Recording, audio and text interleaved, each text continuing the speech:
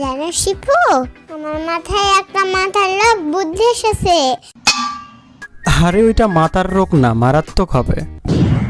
চুপ, একদম চুপ, এত বেশি বোঝা গেল তুমি। আচ্ছা ঠিক আছে, বলো কি তোমার মাথার রোগ বুদ্ধি। সবার তো পরীক্ষা চলে আসলো, হ্যাঁ তো কি হয়েছে? তাই আমি জিন সাধনা করেছি। জিন সাধনা করছো মানে কি? মানে হলো আমি হলো জিনের বাচ্চা। আরে ওইটা জিনের বাচ্চা না, জিনের বাদশা হবে। আচ্ছা যাই হোক, তারপর বলো। আমার কাছে একটা পিঙ্ক কালারের জিন আছে, দেখতে যেমন সুন্দর কাজেও তেমন সুন্দর। পিঙ্ক কালারেরও যে জিন থাকে এটা ফার্স্ট শুনলাম। শুধু পিঙ্ক কালার না, লাল নীল হলুদ সব কালার আছে। আচ্ছা ঠিক আছে বুঝলাম, কিন্তু তুমি পিঙ্ক কালারের জিন দিয়ে কি করো? আমি জিন ভাড়া দিই। কাদের?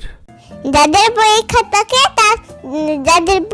থাকে তাদের ভাড়া করে দিই। আর জিন তাদের পরীক্ষার হলে গিয়ে লিখে দিয়ে আসে, তাই ওদের আর লিখতে হয় না।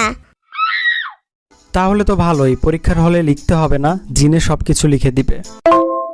একদম ঠিকই ধরেছো, তুমি বড় ধরলেও এতটা না। আচ্ছা জিনকে যে ভাড়া দাও কত টাকা নাও? 10 টাকা। মাত্র 10 টাকা? মিনিমাম তো 1000 টাকা নেওয়া উচিত।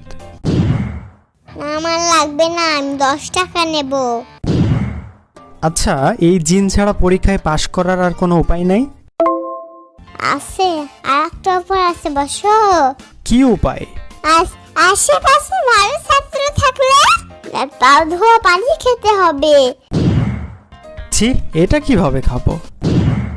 কেন, তোমার আম্মাই তো তোমাকে পা ধোয়া পানি খাওয়াইছিল।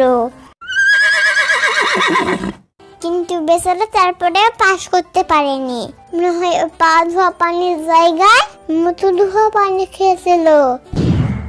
তোরে আজকে আমি। ওরে বাবা রে, পালাও রে।